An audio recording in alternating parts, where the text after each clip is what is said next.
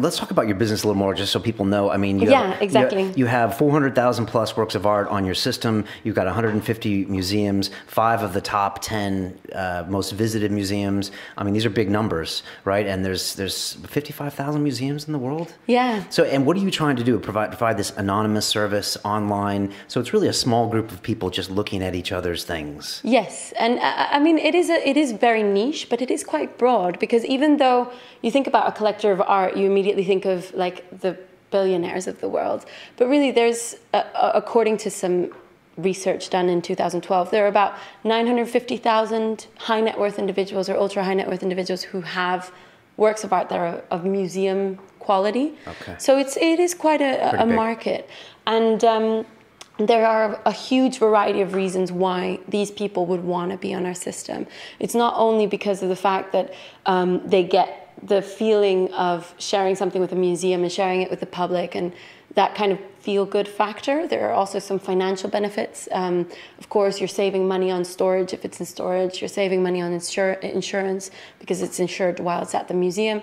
So you kind of have small financial benefits as well. And then in some places, like the UK, if you exhibit your work a certain amount of time a year and it qualifies as an important work of art considered by HMRC as culturally significant, then you get a tax break on inheritance tax. Okay, so that's a big upside. Yeah, for them. Exactly. There's a huge upside. And the public benefits, because these works, instead of being in a warehouse somewhere or being hidden somewhere, they actually come out to the public. But they don't pay you for the works of art. Like, so if the Tate Modern displayed my Ai Weiwei piece for 6 months, they don't pay me, but they do insure it and store it for that time. And they pay for the shipping. So and get me press and potential tax credits. And of course, the fact that a work of art almost has like a CV. Part of the value of art comes from where it's been shown, who has owned it. So it jacks your market price of your art up. Yes. And your other collection. Yeah.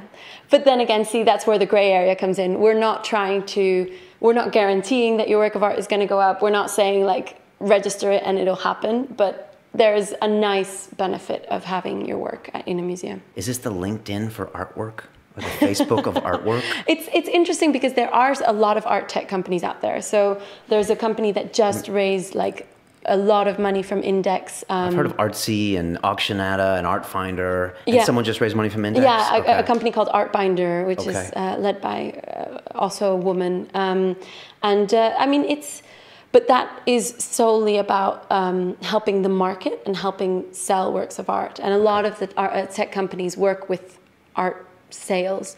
We stay away from the market completely, and we're trying to basically bridge that world with the culture sector that is so on the other side of the spectrum. Okay, so Artfinder is like the eBay of art.